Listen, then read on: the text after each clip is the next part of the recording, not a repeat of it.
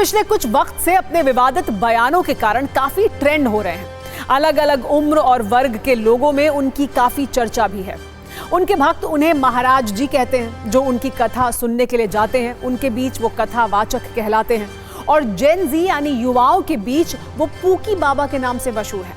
कई न्यूज मित्रों के लिए पूकी बाबा नया होगा नाम ये, लेकिन उन्हें हम बता दें कि जेन जी जिन्हें बहुत प्यार करते हैं उन्हें पूकी कहकर बुलाते हैं। तो सत्ता में आज जिन अनिरुद्धाचार्य की बात हो रही है उनका नाम है अनिरुद्धाचार्य महाराज। ये वृंदावन में गौरी गोपाल आश्रम के फुल टाइम कथावाचक हैं और आजकल पार्ट टाइम परिधान पुलिस की भूमिका में हैं, जो महिलाओं पर विवादित बयान देने में काफी व्यस्त हैं। महिलाओं को क्या पहनना चाहिए, कब शादी करनी चाहिए, लिव इन में रहना चाहिए या नहीं, ऐसे विचार उनकी जुबान से नॉन स्टॉप निकल रहे हैं और इस पर अलग अलग तरह की पंचायतें बुलाई जा रही हैं। चेतावनी सभाएं हो रही हैं जिनमें अनिरुद्धाचार्य की भाषा की आलोचना हो रही है और उनकी सोच पर गंभीर सवाल उठाए जा रहे हैं। मथुरा में हुई पंचायत में इनके आचरण के खिलाफ निगरानी समिति भी बनाई गई है।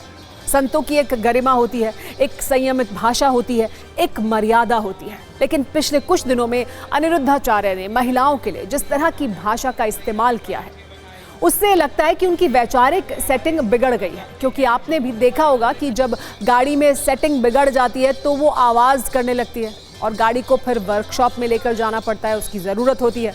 इसलिए आज हम उन्हें सत्ता की वर्कशॉप में लेकर जाएंगे जहां उनकी वैचारिक मरम्मत की जाएगी। सत्ता की वर्कशॉप का अक्सर देखा गया है कि अज्ञानता अपनी पहचान बहकी बहकी बातों से खुद ही दे देती है और ऐसा अनिरुद्धाचार्य के साथ भी हो रहा है। जिस तरह के वो बयान दे रहे हैं उसको लेकर लगातार विवाद हो रहे हैं, लेकिन वो बयान देने से रुक नहीं रहे हैं। अनिरुद्धाचार्य ने ऐसा लगता है कि एक सीरीज शुरू कर दी है जिसमें वो महिलाओं पर इस तरह की टिप्पणी कर रहे हैं जिसको लेकर तमाम तरह का विरोध है। कथावाचक अनिरुद्धाचार्य भी इसी अज्ञानता के ऐसा लग रहा है कि शिकार हो गए हैं। कथा अज्ञानतावश उन्हें ये लगता है कि पिछले कुछ दिनों में उन्होंने महिलाओं के लिए जो कुछ कहा है वो सही है। इस दौरान वो अपनी हर बात को साबित करने के लिए कुतर्कों का बुर्ज खलीफा बना रहे हैं। आज उन्हें सत्ता की वर्कशॉप में लाने की जरूरत इसलिए पड़ी क्योंकि पिछले कुछ दिनों में उन्होंने महिलाओं के प्रति अपमान वाली 3 बड़ी बातें कही और आज उस पर सफाई में अपने कुतर्कों की सप्लाई भी कर रहे हैं।